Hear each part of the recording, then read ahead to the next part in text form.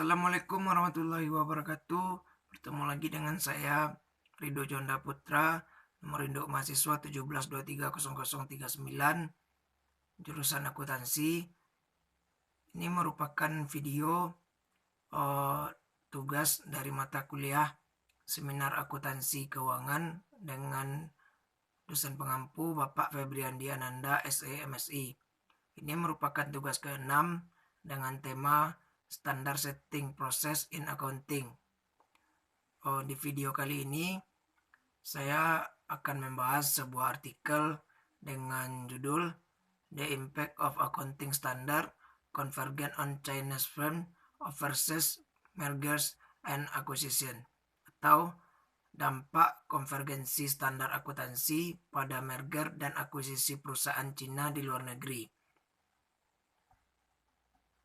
Artikel ini merupakan penelitian dari Sue Suna, Hailong Zhao, Xianji He, dan Ying Zhang. Masing-masing peneliti ini merupakan bagian dari Universitas Bisnis Internasional dan Ekonomi Shanghai, Cina, Universitas Keuangan dan Ekonomi Barat Daya Cina, Universitas Keuangan dan Ekonomi Shanghai, Cina, serta Shanghai Chongyang Investment Ltd China. Baik, langsung saja kita bahas pembahasan teori yang terkait dengan tema, yaitu yang pertama faktor-faktor yang mempengaruhi merger dan akuisisi di luar negeri.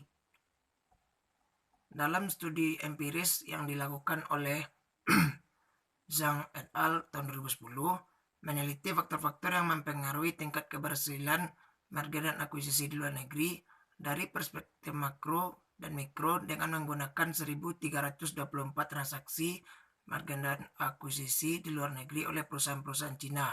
Intensitas perdagangan antara negara dan campur tangan kekuatan politik dalam merger dan akuisisi industri sensitif dapat mempengaruhi tingkat keberhasilan merger dan akuisisi di luar negeri. Struktur kepemilikan kedua belah pihak, pengalaman merger dan akuisisi luar negeri, pihak yang mengakuisisi, dan perantara merger dan akuisisi, semuanya dapat mempengaruhi tingkat keberhasilan merger dan akuisisi di luar negeri. Yang kedua, yaitu standar pelaporan keuangan internasional dan komparabilitas informasi akuntansi. Baru-baru ini, para sarjana di Cina telah memperhatikan dengan seksama efek dari standar baru pada fitur informasi akuntansi dan konsekuensi ekonominya. Sue DKK 2008 mempelajari referensi nilai informasi akuntansi menggunakan standar akuntansi baru dan lama dan menemukan bahwa informasi tentang laba akuntansi dan aset bersih lebih relevan dengan nilai di bawah standar akuntansi baru. Mao dan Dai 2009 mempelajari perubahan dalam kekokohan laba perusahaan terbuka yang disebabkan oleh penerapan standar akuntansi baru dan menemukan bahwa standar akuntansi baru melemahkan prinsip ketahanan dan memperluas penggunaan nilai wajar yang meningkatkan tingkat manajemen laba perusahaan. Berdasarkan Jin 2010, standar akuntansi baru meningkatkan pemahaman informasi akuntansi sehingga mengurangi pengaruh informasi pribadi pada sinkronitas harga saham. Studi tentang konsekuensi ekonomi dari standar akuntansi baru dilakukan dalam hal keputusan perusahaan, kontrak kompensasi di tingkat manajemen, dan perkiraan laba analisis. Yang ketiga yaitu standar akuntansi dan merger dan akuisisi luar negeri. Literatur tentang pengaruh standar akuntansi pada merger dan akuisisi di luar negeri sangat relevan dengan makalah ini. Studi menunjukkan bahwa kualitas pengungkapan informasi akuntansi dan komparabilitas informasi akuntansi dapat mendorong aliran modal di pasar dengan berbeda dan mengurangi tingkat asimetri informasi. Menurut Young dan Guinter 2003, Branshaw DKK 2004. Bal 2006 dan Choi dan Nmack 2005 menemukan bahwa penerapan IFRS dapat meningkatkan komparabilitas informasi akuntansi antar negara, meningkatkan transparansi laporan keuangan, mengurangi biaya informasi, dan menurunkan asimetri informasi sehingga meningkatkan likuiditas pasar, daya saing, dan efisiensi. Menurut Lewis DKK 2009, percaya bahwa investor asing lebih memilih berinvestasi di negara-negara yang menyediakan keterbukaan informasi berkualitas tinggi karena investor lokal di negara-negara tersebut kurang mendapat informasi tentang informasi orang dalam menggunakan data dari pasar Amerika Serikat. Dan menurut dari AMDKK 2004 menyatakan bahwa home biasanya merupakan konsekuensi penting dari asimetri informasi karena investor dana Amerika Serikat lebih memilih untuk memegang saham perusahaan luar negeri yang tercatat di Amerika. Tujuan dari penelitian ini adalah menyelidiki bagaimana konvergensi standar akuntansi Amerika Serikat mempengaruhi merger dan akuisisi perusahaan Cina di luar negeri dan menunjukkan bahwa konvergensi ini secara signifikan mempromosikan merger dan akuisisi perusahaan Cina di luar negeri. Manfaat penelitian yang pertama, memperluas literatur tentang eksternalitas jaringan dari standar pelaporan keuangan internasional. Studi terutama menemukan bahwa eksternalitas investasi di jaringan dari standar pelaporan keuangan internasional memiliki efek positif pada investasi di pasar sekuritas menurut Devon et al. 2011, Yu 2010, Floro dan Pope 2012, dan bahwa bukti empiris terutama berfokus pada perubahan dalam standar akuntansi negara-negara Eropa pada tahun 2005. Yang kedua, studi ini memperluas literatur tentang faktor-faktor yang mempengaruhi merger dan akuisisi di luar negeri. Menurut literatur, faktor-faktor yang mempengaruhi merger dan akuisisi di luar negeri terutama adalah 1. Faktor-faktor tingkat makro seperti lokasi geografis, kesenjangan budaya, sistem perlindungan hak milik, nilai tukar, dan tarif pajak kedua negara, dan hubungan perdagangan antara kedua negara. Dan yang kedua, faktor tingkat makro seperti pengalaman merger dan akuisisi, tingkat kesesuaian industri, dan perekrutan konsultan profesional. Menurut Rossi dan Volpin 2004, RLDKK 2012, dan Zhang et al. 2010. Hipotesis dalam artikel ini yang pertama, konvergensi standar akuntansi Amerika Serikat dapat meningkatkan tingkat keberhasilan dan volume transaksi perusahaan Cina di merger dan akuisisi perusahaan di negara-negara yang mematuhi IFRS.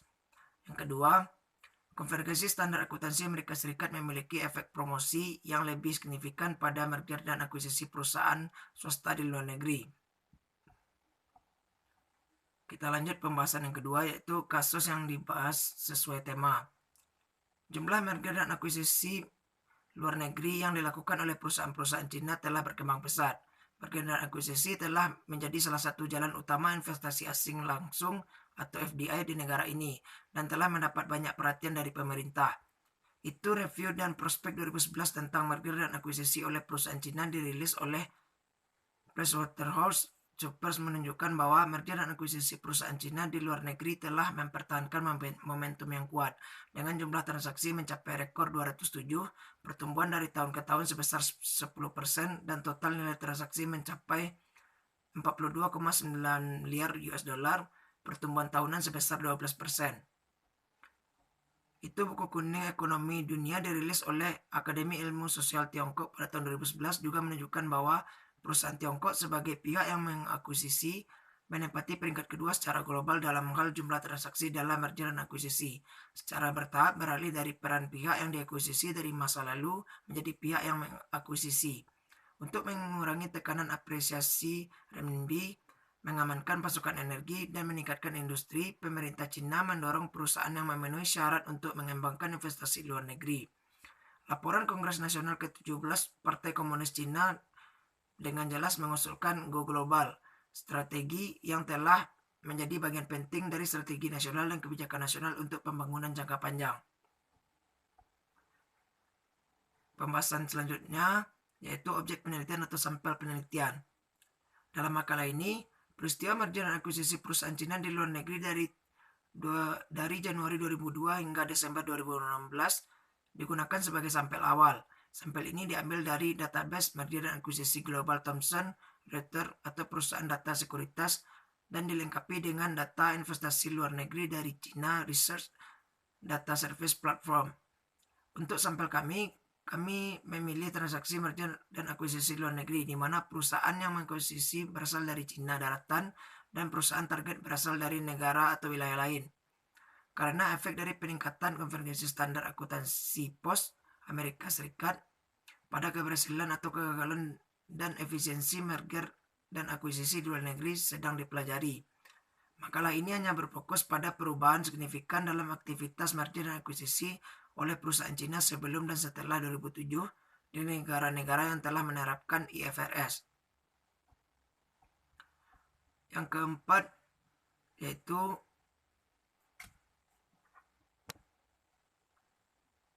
teknik analisis data.